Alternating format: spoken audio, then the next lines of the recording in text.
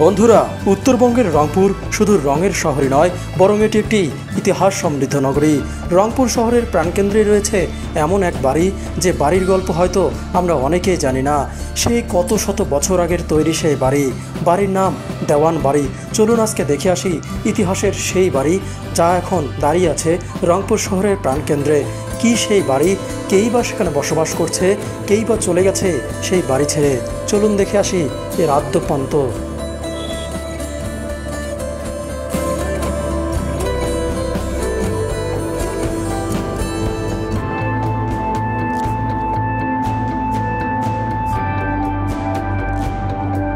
বন্ধুরা, রংপুর শহরের এই রাস্তা দিয়ে চলতে চলতে চলুন জেনে নেই রংপুর শহরের ইতিহাস।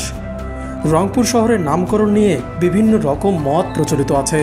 কারো কারো মতে ইংরেজ আমলে এখানে প্রচুর রং চাষ হতো এবং সেই রং থেকেই নীলকে বলা হতো রঙ্গ।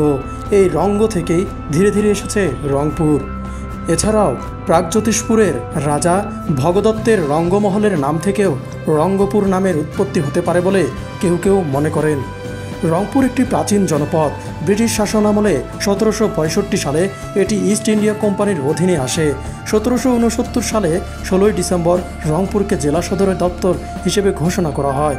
1869 সালে রংপুর একটি পৌরসভা হিসেবে প্রতিষ্ঠিত হয়, যা বাংলাদেশের প্রাচীনতম পৌরসভাগুলোর মধ্যে অন্যতম।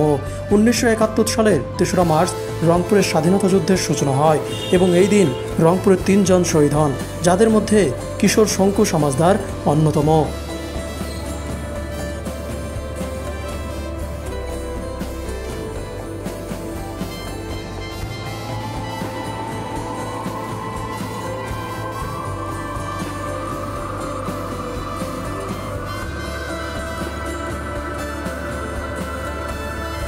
সুপারের ঠিক পিছনে এই দিক দিয়ে গলিতেই কিন্তু দেওয়ান বাড়ি, রংপুর শহরের রাজবাড়ি যেটা আর কি, সেটা।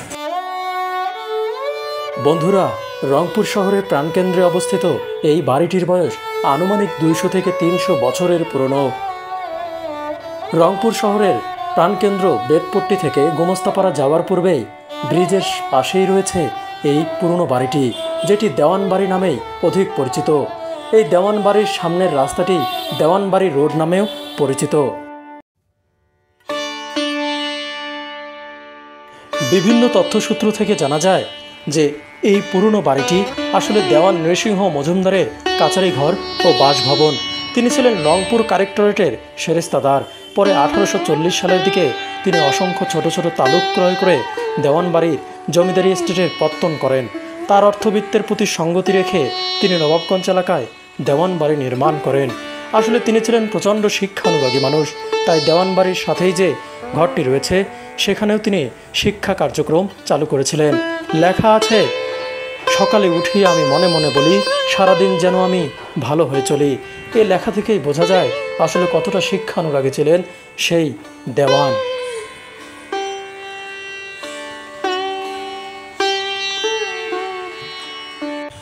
বন্ধুরা, আমি এখন বসে আছি রংপুর শহরের ঠিক মাঝ কেন্দ্রে, অর্থাৎ ব্যস্ততম এই রংপুর শহরের ঠিক মাঝখানে দেওয়ান বাড়িতে।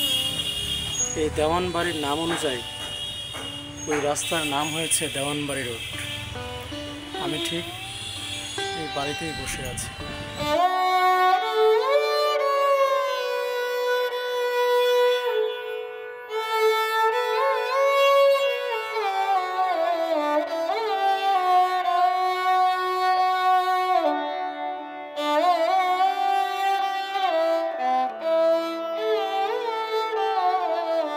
লোকমুখে যাই প্রচলিত থাকুক না কেন, যিনি এই জমিদারি গেট এবং জমিদারি আদলে একটা বাড়ি নির্মাণ করেছেন দ্বিতলা বিশিষ্ট, তার যে রুচি কতটা সমৃদ্ধ তা তার বাড়ি দেখলেই বোঝা যায়। বন্ধুরা, আমি অনেক তথ্যসূত্র থেকে এটাও জানতে পেরেছি যে এই বাড়িটি, অর্থাৎ এই দেওয়ান বাড়িটি জমিদার রাধারমণ মজুমদারের সময়ের। বিদ্রোহী কবি কাজী নজরুল ইসলামও নাকি এই জমিদারের অতিথি হয়ে এসেছিলেন এই বাড়িটিতে। অর্থাৎ এই বাড়িটির ইতিহাস সমৃদ্ধ। বাড়িটির 2য় তলার হলরুমেও নাকি রয়েছে একটি নাচ ঘর, যেখানে বসে জমিদার নাচ দেখতেন। বাড়িটির নির্মাণ কার্য আনুমানিক 1895 সালে শুরু হয়ে 1907 সালে নাকি শেষ হয়েছিল, এটাও জনশ্রুতি রয়েছে। সেই বাড়িতেই থাকে একজন ভাই আমাকে জানালেন যে এই বাড়িতে একটি লোগো রয়েছে যেটি এমআর। এই এমআরের সঙ্গে হুবহু তাজহাট জমিদার বাড়ির এমআর লোগোটি মিলে যায় এবং তিনি জানালেন রাজা গোপাল লাল রায় যিনি তাজহাটের জমিদার ছিলেন তার নাকি কাচারি ঘর ছিল এই বাড়িটি।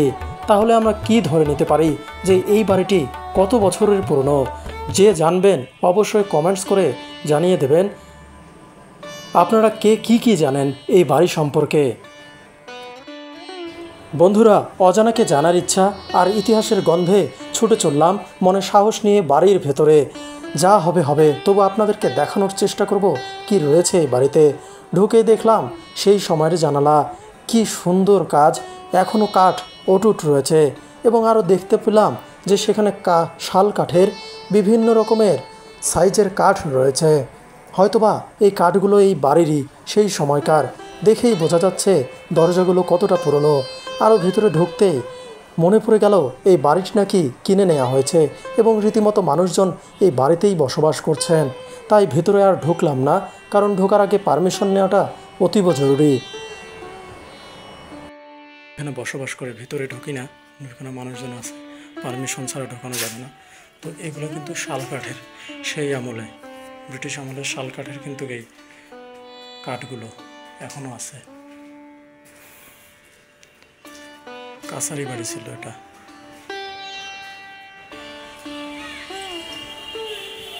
কালের সাক্ষী হয়ে দাঁড়িয়ে আছে সেই দেওয়ান বাড়ি, যেটি রংপুর শহরের প্রাণকেন্দ্রে অবস্থিত, দেওয়ান রোডের পাশেই। এখন এটা ব্যবহার করা হয়।